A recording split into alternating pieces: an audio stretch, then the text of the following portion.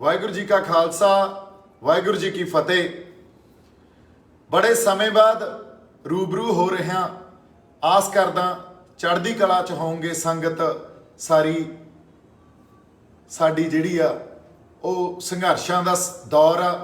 ਪੰਜਾਬ 'ਚ ਨਿਤ ਨਵੀਆਂ ਮੁਹਿੰਮਾਂ, ਨਿਤ ਨਵੇਂ ਸੰਘਰਸ਼ ਪੈਦਾ ਹੋ ਰਹੇ ਆ।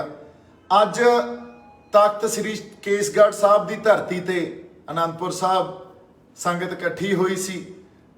ਸਾਡੇ ਗੁਰੂ ਸਾਹਿਬ ਦਾ ਨਿਰਾਦਰ ਕਰਨ ਦੀ ਜਿਹੜੀ ਇੱਕ ਕੋਸ਼ਿਸ਼ ਹੋਈ ਆ, ਉਸ ਕੋਸ਼ਿਸ਼ ਦੇ ਵਿਰੁੱਧ ਇੱਕ ਰੋਸ ਵਜੋਂ ਸੰਗਤ ਨੇ ਉੱਥੇ ਇਕੱਠ ਕੀਤਾ। ਉੱਥੇ ਮੈਂ ਇੱਕ ਗੱਲ ਕਹੀ ਜਿਹਦੀ ਹੁਣ ਬੜੀ ਵੱਡੀ ਇਹ ਐਲਾਨੀਆਂ ਤੌਰ ਤੇ ਪ੍ਰਚਾਰੀ ਜਾ ਰਹੀ ਆ ਵੀ ਦੀਪ ਸਿੱਧੂ ਕਿਸਾਨੀ ਸੰਘਰਸ਼ 'ਚ ਜਿਹੜੀਆਂ ਜਾਨਾਂ ਗਈਆਂ ਉਹਨਾਂ ਨੂੰ ਸ਼ਹੀਦ ਨਹੀਂ ਮੰਨਦਾ। ਇਹ ਗੱਲ ਸੱਚੀ ਆ। ਦੇਖੋ, ਗੱਲਾਂ ਨੂੰ ਸਮਝਣ ਦੀ ਕੋਸ਼ਿਸ਼ ਕਰੀਏ। ਕਿਸਾਨੀ ਸੰਘਰਸ਼ 'ਚ ਅਸੀਂ ਅੱਜ ਵੀ ਜੁੜੇ ਆ। ਉਸ ਸੰਘਰਸ਼ ਦੇ ਨਾਲ ਸਾਡੀ ਹੋਂਦ ਜੁੜੀ ਆ, ਸਾਡੀ ਹੋਂਦ ਦੀ ਲੜਾਈ ਆ। ਜਦੋਂ ਕੌਮਾਂ ਹੋਂਦ ਦੀ ਲੜਾਈ ਲੜਦੀਆਂ ਹੋਣ, ਉਦੋਂ ਅਸੀਂ ਆਪਦੇ ਫਲਸਫੇ, ਆਪਦੇ ਰਹਿਬਰਾਂ ਦੇ ਦਿੱਤੇ, ਸਾਡੇ ਗੁਰੂਆਂ ਦੇ ਦਿੱਤੇ ਸਿਧਾਂਤ, ਉਹਨਾਂ ਦੇ ਨਾਲ ਤਾਂ ਸਮਝੌਤੇ ਨਹੀਂ ਕਰਦੇ। ਅਸੀਂ ਸ਼ਹਾਦਤ ਦੇ ਅਰਥਾਂ ਨੂੰ, ਜਿਹੜੀ ਉਹਦੀ ਪਾਕੀਜ਼ਗੀ ਆ, ਉਹਦੀ ਪਵਿੱਤਰਤਾ, ਸਾਨੂੰ ਇਹ ਪਤਾ ਸ਼ਹੀਦ ਕੌਣ ਹੁੰਦਾ। ਜਦੋਂ ਅਸੀਂ ਸ੍ਰੀ ਗੁਰੂ ਅਰਜਨ ਦੇਵ ਪਾਤਸ਼ਾਹ ਨੂੰ ਸ਼ਹੀਦਾਂ ਦਾ ਦਰਜਾ ਦਿੱਤਾ ਜਾਂ ਸ਼ਹੀਦਾਂ ਦਾ ਸਰਤਾਜ ਕਿਹਾ ਉਹਨਾਂ ਨੂੰ, ਸੋ ਸ਼ਹਾਦਤ ਦੀ ਪਰਿਭਾਸ਼ਾ ਤਾਂ ਸ੍ਰੀ ਗੁਰੂ ਅਰਜਨ ਦੇਵ ਪਾਤਸ਼ਾਹ ਨੇ ਸਾਨੂੰ ਸਮਝਾਤੀ। ਫਿਰ 9ਵੇਂ ਪਾਤਸ਼ਾਹ ਨੇ ਜਾਂ ਸਾਡੇ ਸ਼ਹੀਦ ਸਿੰਘਾਂ ਨੇ ਸਾਨੂੰ ਸ਼ਹਾਦਤ ਦੀ ਪਰਿਭਾਸ਼ਾ ਸਮਝਾਤੀ। ਉਹਦੀ ਪਾਕੀਜ਼ਗੀ ਤੇ ਉਹਦੀ ਪਵਿੱਤਰਤਾ ਕੀ ਹੈ ਸ਼ਹਾਦਤ ਦੀ, ਇਹ ਸਾਨੂੰ ਪਤਾ ਵੀ ਸਾਹਮਣੇ ਜੰਗ ਆ, ਇਹੋ ਜਿਹੀ ਜੰਗ ਆ ਜਿੱਥੇ ਸਿਰ ਦੇਣਾ ਪੈਣਾ। ਤੇ ਉੱਥੇ ਪਰਵਾਨੇ ਦੀ ਤਰ੍ਹਾਂ, ਜਿਵੇਂ ਕਿਸੇ ਬਲਦੀ ਲਾਟ 'ਚ ਪਰਵਾਨਾ ਜਾ ਕੇ ਅੰਦਰ ਆਪਦੀ ਜਾਨ ਦੇ ਦਿੰਦਾ, ਉਵੇਂ ਬਲਦੀ ਲਾਟ 'ਚ ਆਪਦੀ ਜਾ ਕੇ ਛਾਲ ਮਾਰਨੀ ਆ, ਤੇ ਉਹਨੂੰ ਤਾਂ ਆਪਾਂ ਸ਼ਹਾਦਤ ਦਾ ਦਰਜਾ ਦਿੱਤਾ ਜਾ ਸਕਦਾ। ਪਰ ਜਿਹੜੇ ਕਿਸਾਨੀ ਸੰਘਰਸ਼ 'ਚ ਜਾਨਾਂ ਗਵਾਈਆਂ, ਜਿਹੜੇ ਅਕਾਲ ਚਲਾਣਾ ਕਰ ਗਏ ਸਾਡੇ ਬੰਦੇ, ਜਾਂ ਜਿਹੜੇ ਬੰਦਿਆਂ ਨੇ ਆਪਦੀਆਂ ਜਾਨਾਂ ਦੀਆਂ ਕੁਰਬਾਨੀਆਂ ਦਿੱਤੀਆਂ, ਇਹ ਗੱਲਾਂ ਨੂੰ ਅਸੀਂ ਸਮਝੀਏ। ਜੇ ਅਸੀਂ ਉਹਨਾਂ ਨੂੰ ਵੀ ਇਹੀ ਕਹਿਣ, ਉਸ ਪਰਿਭਾਸ਼ਾ ਦੇ ਅਧੀਨ ਅਸੀਂ ਇਹ ਕਹਿਣ ਲੱਗ ਜਾਈਏ ਵੀ ਉਹ ਸਾਡੇ ਸ਼ਹੀਦ ਆ, ਇਹ ਤੁਹਾਡੇ ਕਿਸੇ ਅੰਦਰੋਂ ਜਜ਼ਬੇ 'ਚ ਤਾਂ ਗੱਲ ਕਹੀ ਜਾ ਸਕਦੀ ਆ। ਪਰ ਜੇ ਸ਼ਹਾਦਤ ਦੇ ਇੱਕ ਕਸੌਟੀ ਤੇ ਇਸ ਗੱਲ ਨੂੰ ਪਰਖੀਏ, ਉਹਦੇ ਸਿਧਾਂਤਾਂ ਤੇ ਪਰਖੀ, ਤਾਂ ਇਹ ਖਰੀ ਨਹੀਂ ਆ। ਕਿਉਂਕਿ ਫਿਰ ਇਸ ਤਰ੍ਹਾਂ ਤਾਂ ਸਾਡੇ ਗੁਰੂ ਪਾਤਸ਼ਾਹ 'ਚ ਜਾਂ ਕਰਤਾਰ ਸਿੰਘ ਸਰਾਭੇ 'ਚ ਜਾਂ ਭਗਤ ਸਿੰਘ, ਇਹਨਾਂ ਬੰਦਿਆਂ ਦਾ ਤੇ ਸਾਡਿਆਂ ਦਾ ਤਾਂ ਕੋਈ ਫਰਕ ਹੀ ਨਹੀਂ ਰਹਿ ਜਾਣਾ। ਸੋ ਗੱਲ ਇਹ ਆ, ਅਸੀਂ ਅੰਦਰੋਂ ਇੱਕ ਜਜ਼ਬੇ ਦੇ ਆਧਾਰ ਤੇ ਤਾਂ ਸਾਰੀਆਂ ਉਹ ਜਾਨਾਂ ਨਾਲ, ਜਿਹੜੀਆਂ ਜਾਨਾਂ ਗਈਆਂ, ਜਿਹੜੇ ਕੁਰਬਾਨ ਕਰ ਗਏ ਆਪਦੇ ਆਪ ਨੂੰ ਕਿਸਾਨੀ ਸੰਘਰਸ਼ 'ਚ, ਜਾਂ ਉਹਨਾਂ ਦੇ ਪਰਿਵਾਰਾਂ ਨਾਲ ਜੁੜੇ ਹੋਏ ਆ। ਮੈਂ ਵੀ ਉਹਨਾਂ ਹੀ ਜੁੜਿਆ ਹੋਇਆ। ਪਰ ਅਸੀਂ ਸ਼ਹਾਦਤ ਦੀ ਇੱਕ ਜਿਹੜੀ ਪਰਿਭਾਸ਼ਾ, ਉਹਨੂੰ ਡਾਇਲਿਊਟ ਨਾ ਕਰੀਏ। ਸ਼ਹਾਦਤ ਦੀ ਪਰਿਭਾਸ਼ਾ ਜਿਹੜੀ ਸਾਡੇ ਰਹਿਬਰਾਂ ਨੇ, ਸਾਡੇ ਗੁਰੂਆਂ ਨੇ ਇੱਕ ਉਹਦਾ ਮਿਆਰ ਸਾਡੇ ਲਈ ਮਿੱਥ ਕੇ, ਜਾਂ ਇਹ ਕਹਿ ਲਓ ਵੀ ਉਹ ਮਿੱਥ ਸਿਰਜੇ ਹੋਏ ਆ, ਸਾਜਿਆ ਹੋਇਆ। ਜੇ ਅਸੀਂ ਉਹਨੂੰ ਡਾਇਲਿਊਟ ਕਰਨ ਲੱਗ ਗਏ ਤਾਂ ਫਿਰ ਜਿਹੜੇ ਉਦੋਂ ਬਾਅਦ ਵੀ ਸਾਡੇ ਲਈ ਸ਼ਹੀਦ, ਜਾਂ ਉਹ ਜਿਹੜੇ ਸਤਿਕਾਰਯੋਗ ਸ਼ਹਾਦਤ ਆਪਦਾ ਆਪਾ ਵਾਰ ਗਏ, ਆਪਦੇ ਪਰਿਵਾਰ ਵਾਰ ਗਏ, ਸਭ ਕੁਝ ਵਾਰ ਗਏ ਜਿਹੜੇ ਸਾਡੇ ਸਿੰਘ ਸ਼ਹੀਦ, ਫਿਰ ਉਹਨਾਂ ਦਾ ਦਰਜਾ ਸਾਡੇ ਲਈ ਕੀ ਰਹਿ ਜਾਊਗਾ? ਫਿਰ ਤਾਂ ਕੋਈ ਇਹ ਗੱਲ ਹੀ ਸਾਰੀ ਖਤਮ ਹੋ ਜੂ। ਜਿੱਥੋਂ ਅਸੀਂ ਸੇਧ ਲੈਣੀ ਆ ਸਾਡੇ ਇਤਿਹਾਸ 'ਚੋਂ, ਇਹ ਤਾਂ ਖੋਰਾ ਬੜਾ ਵੱਡਾ ਲੱਗ ਜੂਗਾ। ਸੋ ਗੱਲ ਇਹ ਕਿੱਥੇ ਅੱਜ ਹੋਈ ਸੀ, ਇਹ ਕਿਸੇ ਹੋਰ ਸੰਦਰਭ 'ਚ ਗੱਲ ਹੋਈ ਆ ਵੀ ਸ਼ਹਾਦਤ ਦੇ ਅਸਲ ਜਿਹੜੇ ਅਰਥ ਆ ਉਹਨਾਂ ਨੂੰ ਸਮਝ ਗਏ ਅਸੀਂ। ਇਹ ਬੰਦੇ ਸਾਡੇ ਆਪਦੀਆਂ ਜਾਨਾਂ ਕੁਰਬਾਨ ਕਰ ਗਏ। ਇਹ ਜਾਨਾਂ ਕੁਰਬਾਨ ਕਰ ਗਏ ਕਿਉਂਕਿ ਇਹਨਾਂ ਤੇ ਜਿਹੜਾ ਜ਼ੁਲਮ ਹੋਇਆ ਉਹ ਸਰਕਾਰਾਂ ਨੇ ਕੀਤਾ।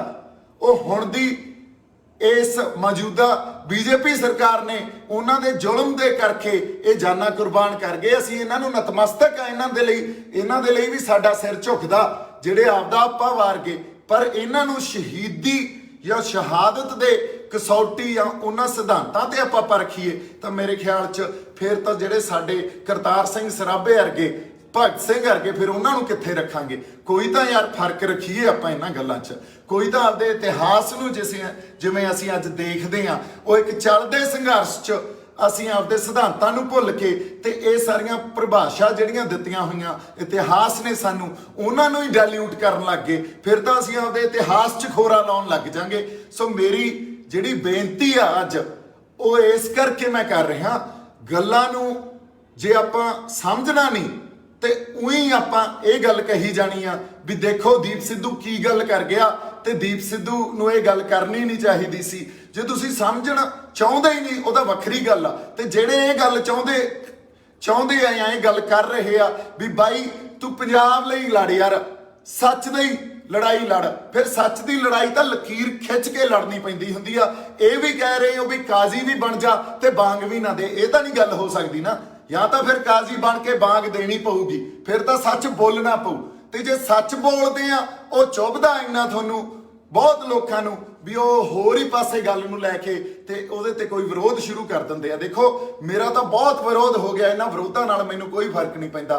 ਹਰ ਵਿਰੋਧ ਮੈਨੂੰ ਹੋਰ ਤਾਕਤ ਦਿੰਦਾ ਤੇ ਉਸ ਤਾਕਤ ਦੇ ਨਾਲ ਅਕਾਲ ਪੁਰਖ ਵਾਹਿਗੁਰੂ ਨੂੰ ਨਤਮਸਤਕ ਹੋ ਕੇ ਮੈਂ ਫੇਰ ਆਪਦੇ ਰਾਹ ਤੇ ਤੁਰ ਪੈਣਾ। ਪਰ ਮੈਂ ਇਸ ਗੱਲ ਨੂੰ ਇਸ ਲਈ ਇਸ ਖਾਤਰ ਸੰਗਤ ਸਾਹਮਣੇ ਦੁਬਾਰਾ ਲੈ ਕੇ ਆਇਆ, ਸ਼ਹਾਦਤ ਦੇ ਅਰਥ, ਸ਼ਹੀਦੀ ਦੀ ਪਰਿਭਾਸ਼ਾ ਸਾਡੇ ਰਹਿਬਰਾਂ ਨੇ ਤੇ ਸਾਡੇ ਸਿੰਘ ਸ਼ਹੀਦਾਂ ਨੇ ਸਾਨੂੰ ਦਿੱਤੀ ਆ।